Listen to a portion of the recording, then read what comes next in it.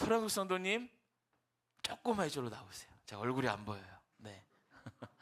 얼굴 좀 보여주세요. 네네, 이쪽으로 조금 더 이쪽으로. 우리 권사님 옆으로 조금만 더 가셔도 될 것 같아요. 네, 우리 선생님 가만히 계시고 집사님은 네, 권사님이 조금만 더 옆으로 오셔야 될 것 같아요. 네, 감사합니다. 네, 앞자리로 오는 게 큰 용기인데 이렇게 앞으로 와주셔서 너무 감사드립니다. 자, 우리가 로마서 11장을 계속해서 보고 있죠. 우리 지난주 말씀 잠깐만 같이 되새기고 또 말씀 보겠습니다. 지난주에 하나님께서 선택받은 이스라엘 민족 중에 복음을 받아들이지 않았던 그 자들에게 하셨던 일을 봤어요. 참 감람나무, 참 올리브나무로 선택받은 자들이라도 그 가지를 꺾으시고 그 자리에 돌 감람나무, 야생 올리브나무 같았던 이방인을 접붙이신 거예요.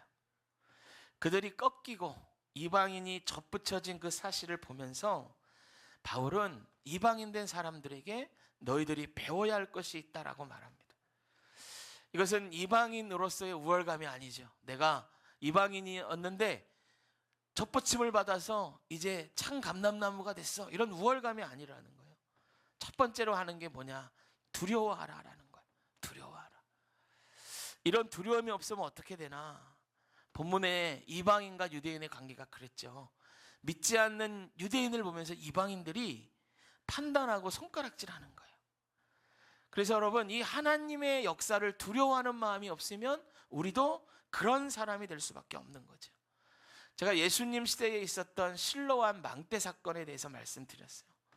실로암 망대가 무너져서 18명이 한 번에 죽었는데 그 사건을 보고도 하나님을 두려워하지 않으니까 그 일에 대해서 마음대로 떠들게 되더라는 거예요. 아니, 저들이 죄가 있으니까 죽었지 왜 하필 그 시간에 그 18명이 모여있는데 무너졌을까? 죄 때문에 그런 거야. 이렇게 떠드는 사람들이 되더라는 거예요. 더 이런 슬픔을 당한 사람들에게 상처를 주게 되는 거죠. 그러면 판단하지 않고 판단하는 사람이 되지 않으려면 어떻게 해야 하나? 하나님을 두려워하는 사람이 되려면 어떻게 해야 하나? 예수님께서 이것에 대해서 구체적으로 말씀해 주셨어요. 뭐라고 말씀하시냐? 그 일을 통하여 너를 보라는 것입니다. 바울도 지난주에 봤던 12절 본문에 똑같은 말을 해요. 그 사람을 판단하려 하지 말고 그 일을 통하여 너를 보라는 것입니다. 여러분, 사람들이 그래요. 아무리 두렵고 떨리는 일이 있어도 그게 나와 상관없는 일이라고 여기면 금방 잊어버립니다. 남의 아픔과 고통과 상처도 마찬가지죠. 나와 상관없다고 여기면 금방 잊어버려요. 나와 상관없기 때문에, 내 일이 아니기 때문에 별로 두려워하지 않아요.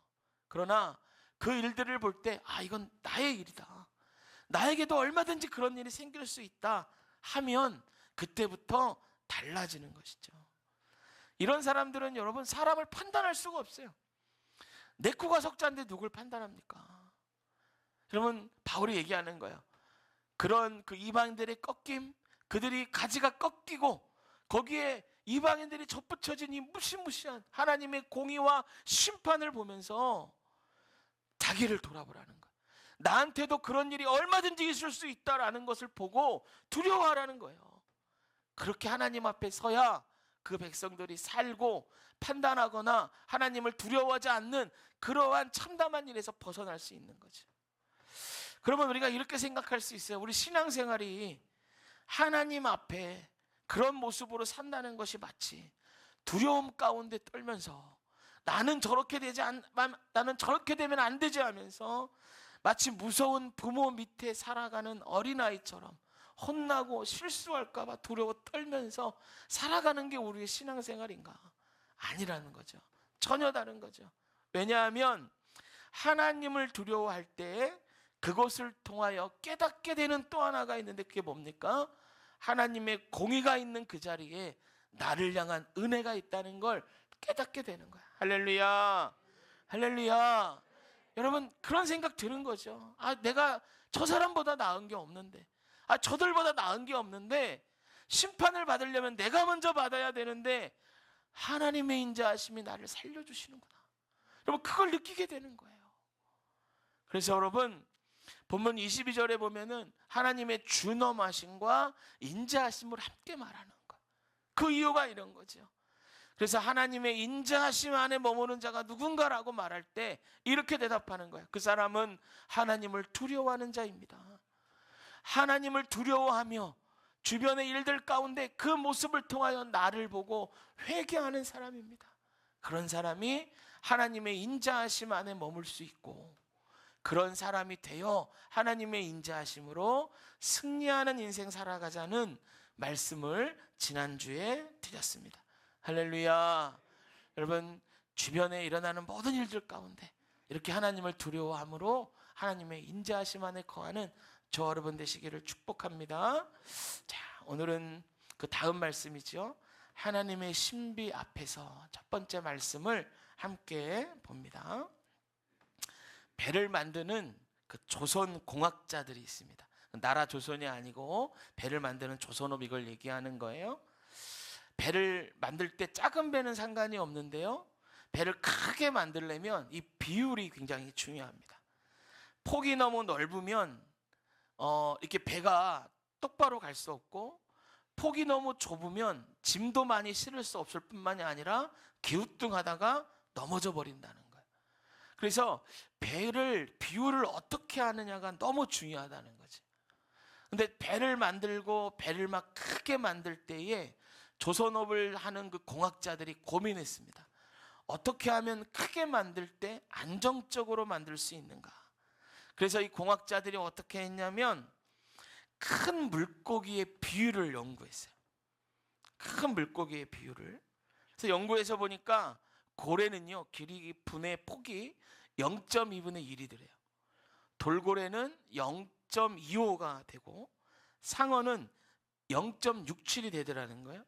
참치를 보니까 비율이 0.28이더래요. 그래서 이것을 보고 알았대요. 이거 배의 비율도 이런 식으로 잡으면 넘어지지 않고 안정적으로 가겠구나.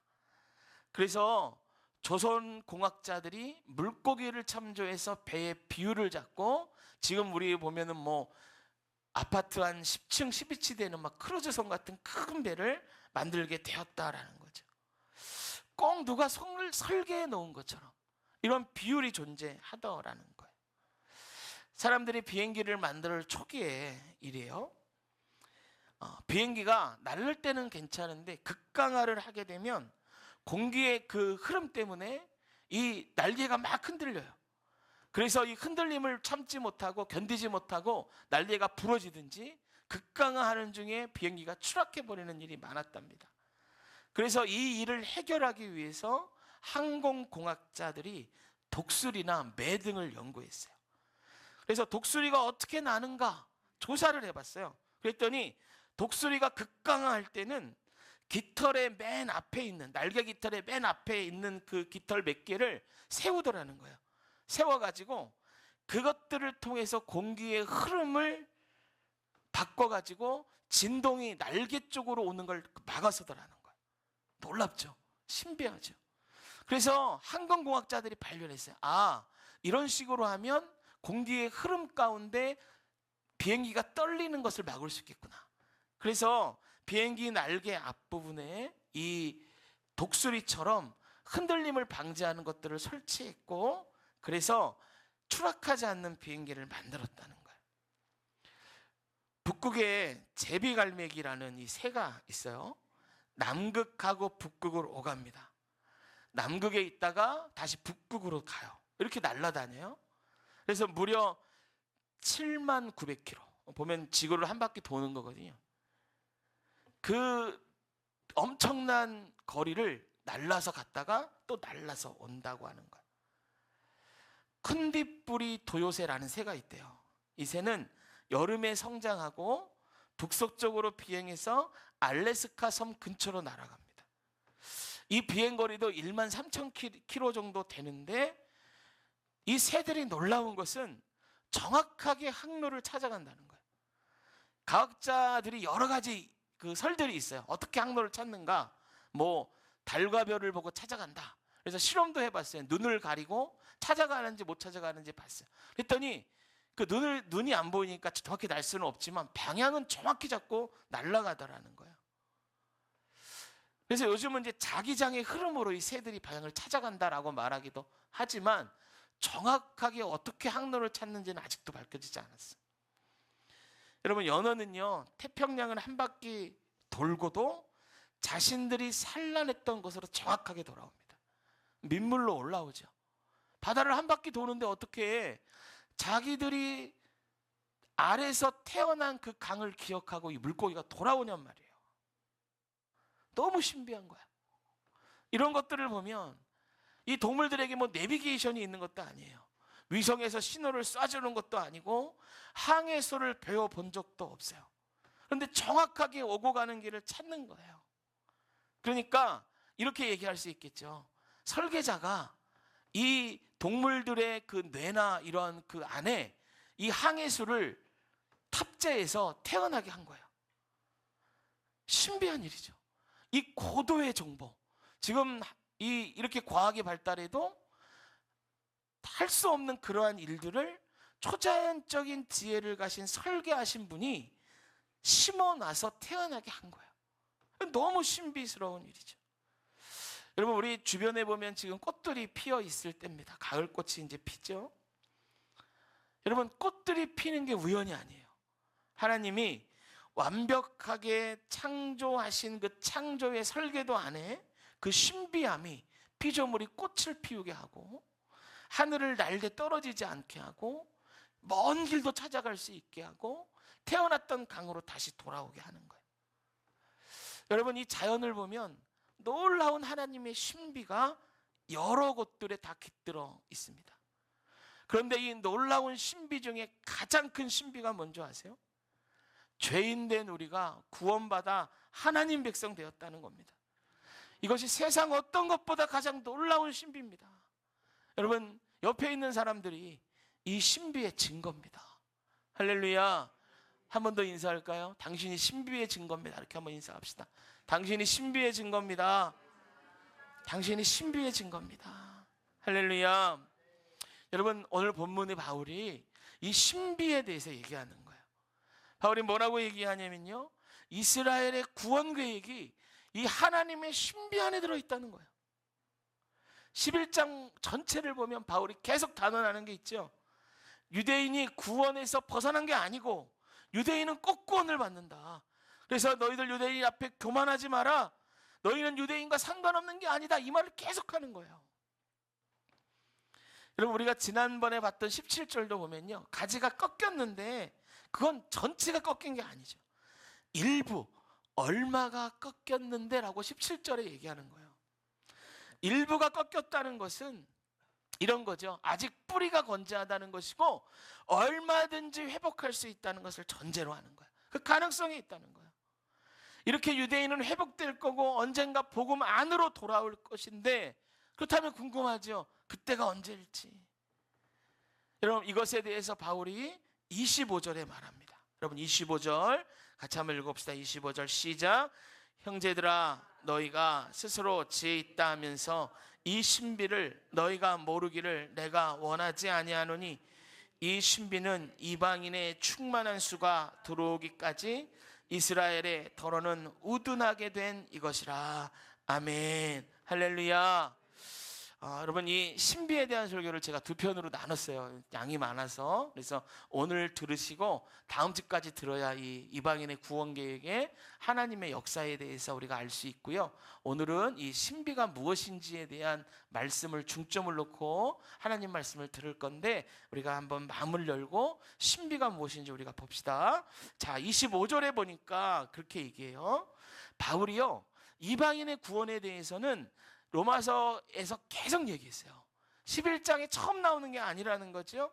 그런데 말씀에 보면 이 25절에 그동안 사용하지 않았던 단어를 사용해요. 그게 뭐냐? 신비입니다. 신비. 따라해 봅시다. 신비. 신비. 여러분, 유대인의 회복이 이 신비의 영역 안에 있다는 거예요. 그럼 여러분, 신비란 말은 무슨 뜻인가? 표준 대국어 사전을 보면 신비는 이렇게 나와 있어요. 명사고요. 일이나 현상 따위가 사람의 힘이나 지혜 또는 보통 이론이나 상식으로 도저히 이해할 수 없을 만큼 신비하고 묘한 일, 또 그런 일이나 비밀, 이렇게 되어 있어요. 그러니까 신비는 상식을 뛰어넘는다라는 거예요. 여러분, 상식은 이렇게 생각하시면 돼요. 인간의 지혜입니다. 신비는 그 인간의 지혜를 뛰어넘는다는 거예요.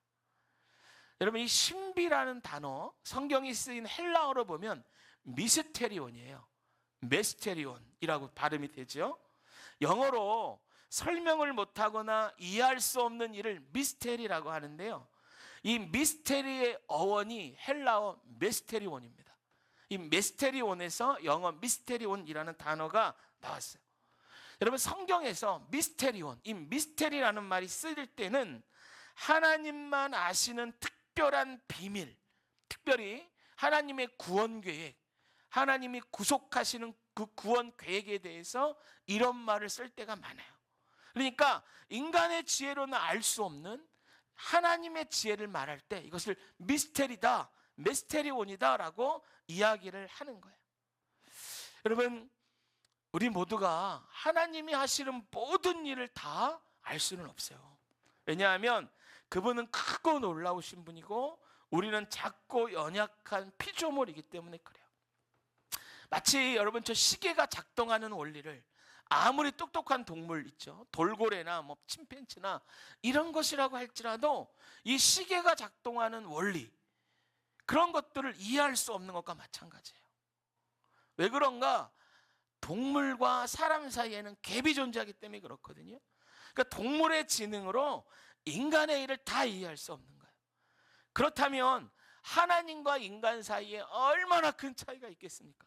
상상할 수도 없는 차이가 있는 거예요. 처음에 말씀드렸던 것과 같이요, 과학이 아무리 발달해도 아직도 피조물의 신비를 다 이해하지 못한 것이 우리의 인간입니다. 그런데 하나님의 역사를 다 한다, 하나님에 대해서 다 한다, 이건 있을 수 없는 거예요. 어떤 사람이 나는 하나님의 모든 것을 다 알 수 있고 하나님도 내가 말하면 다 들어야 되고 그러하다라고 말한다면 그는 교만한 자이고요, 자기의 주제를 모르는 불쌍한 사람이에요. 그러면 어떻게 하면 우리가 하나님에 대해서 알 수 있는가? 여러분, 성경에 계시된 만큼 아는 거예요. 할렐루야. 성경에 계시된 만큼 아는 거예요. 우리의 경험도 성경에 계시된 것만큼 경험으로 아는 거예요. 하나님이 그만큼 알려주시는 거예요. 그런데 사실은 그런 거죠.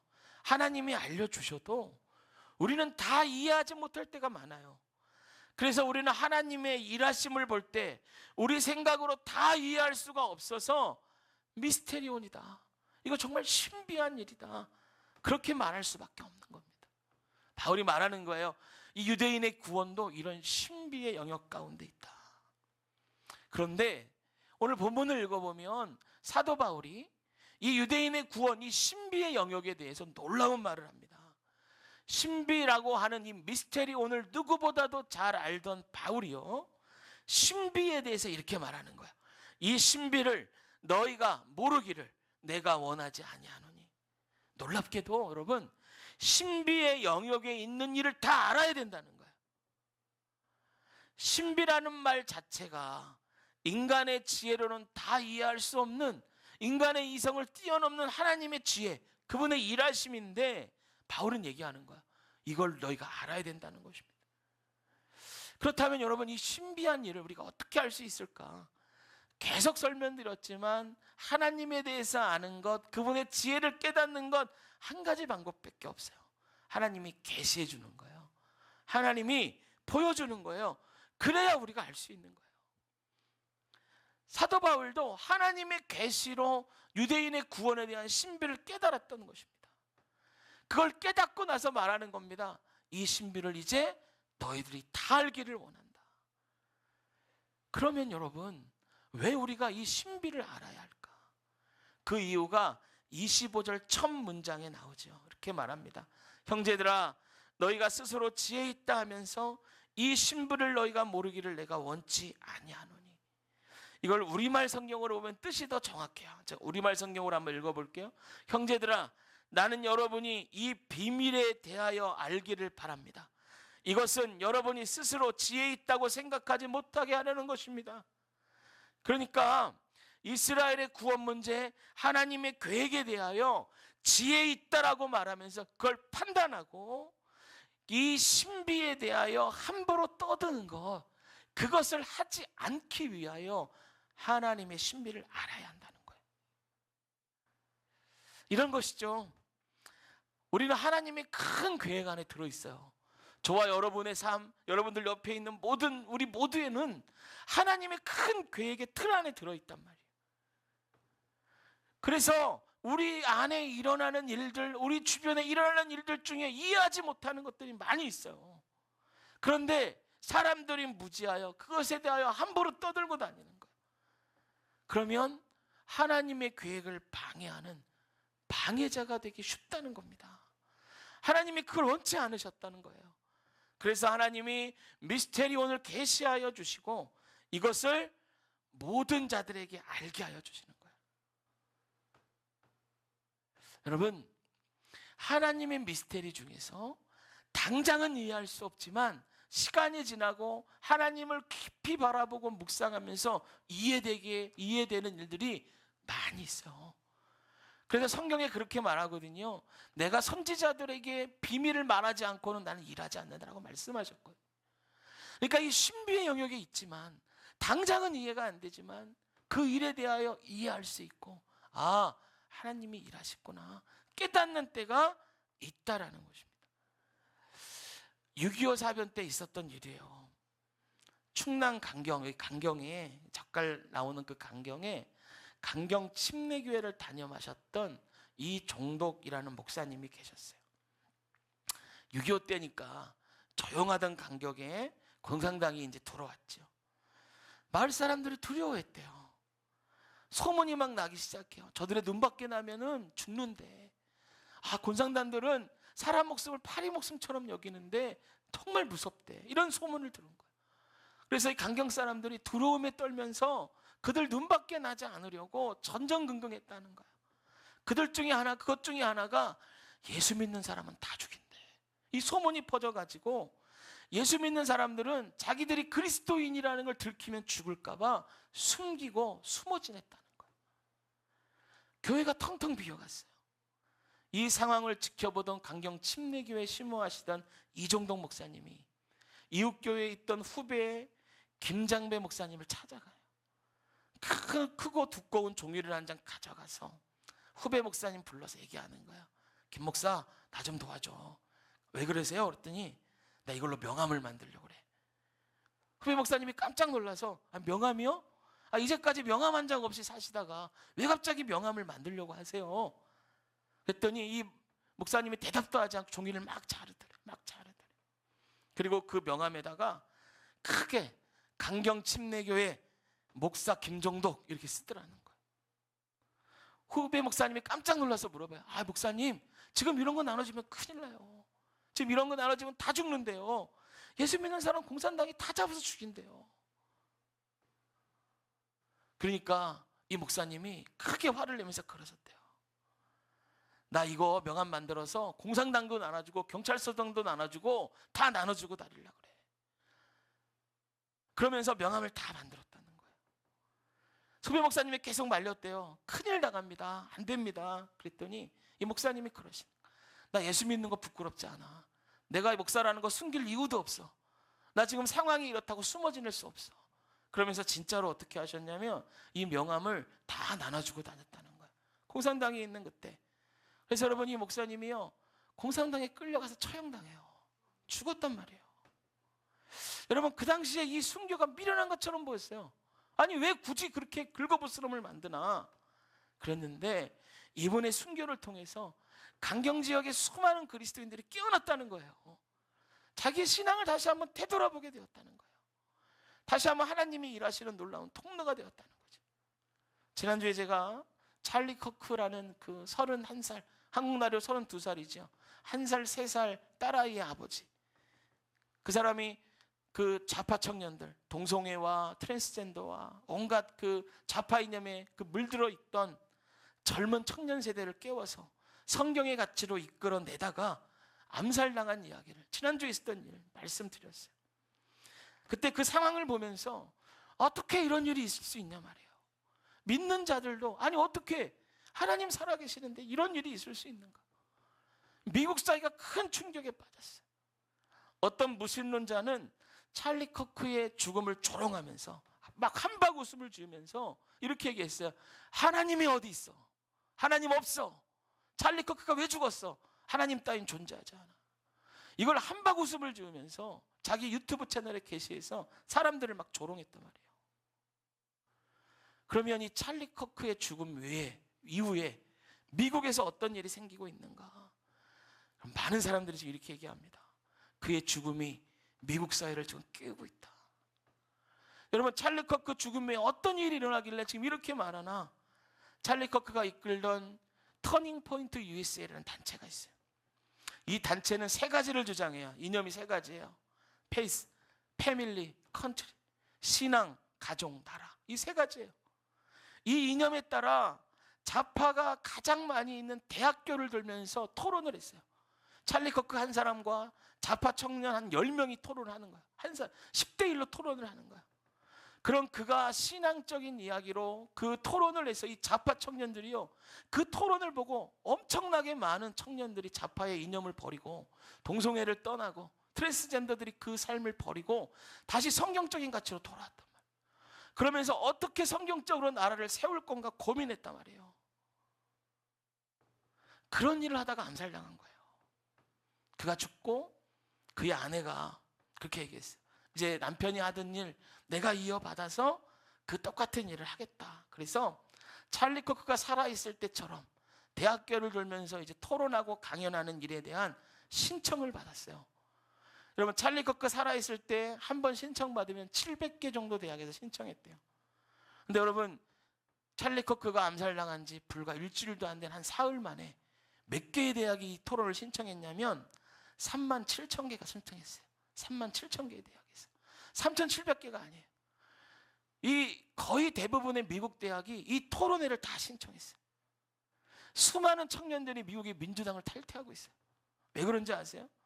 찰리 커크 사명 후에 찰리 커크를 조롱하고 그렇게 사람을 죽이면서까지 그렇게 했던 그들을 보면서 그 좌파적인 이념을 버리고 수많은 청년들이 민주당을 탈당해요. 여러분, 찰리 커크의 그런 사상과 강연 그런 것들이 다 들어있는 페이스북, 유튜브 계정이 있거든요. 이것들을 보기 위해서 찰리 커크가 죽인 지 단 6일 만에 구독을 신청한 사람들이 몇 명이냐? 2,300만이 신청했어요. 우리나라 숫자가 5천만이잖아요. 우리나라 인구의 3분의 1이 구독을 신청한 거예요. 여러분, 그는 죽고 없지만 살아있을 때보다 더 큰 일을 지금 하고 있어요. 그래서 사람들이 말해요. 찰리 커크가 지금 미국 사회를 깨우고 있다. 여러분, 물론 그의 죽음을 비난하고 정치적인 이념이 다르다고 조롱하고 비아냥거리는 사람들이 얼마든지 많이 있어요. 특별히 우리나라 언론들이 지금 그런 일을 하고 있어요. 지금 미국에서 일어난 이 변화 보도도 하지 않아요. 여러분, 잘 이해되지 않는 일이 우리 일 가운데 얼마든지 있을 수 있어요. 그러나 우리는 그 일 가운데 하나님의 신비를 바라볼 수 있는 눈이 뜨여야 돼요. 할렐루야. 우리는 우리 삶의 모든 일을 다 이해할 수 없어요. 그렇지 않습니까? 동물들이 어떻게 살아가는지도 이해 못하는 인간들이에요. 과학이 아무리 발달해도 이해 못할 일들은 우리 가운데 얼마든지 일어난단 말이에요. 그런데 그 일 가운데 우리는 무엇을 해야 하나? 그 일에 어떤 하나님의 신비가 있는지, 하나님이 어떻게 일하고 계시는지를 잠잠히 바라볼 수 있는 눈이, 그 지혜가 우리 가운데 있어야 할 줄로 믿습니다.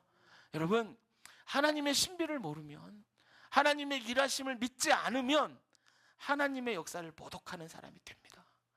손가락질하는 사람이 됩니다. 우리가 우리 주변에 일어나는 일들, 그런 일들을 보면서 더욱더 잠잠하게 주를 바라보는 저와 여러분 되시기를 축복합니다. 늘 들어보십시오. 하나님이 어떤 일을 하고 있는지. 저는 특별히 이 주중 기도회를 통하여 우리가 이것들을 깨닫는 시간 되기 원합니다.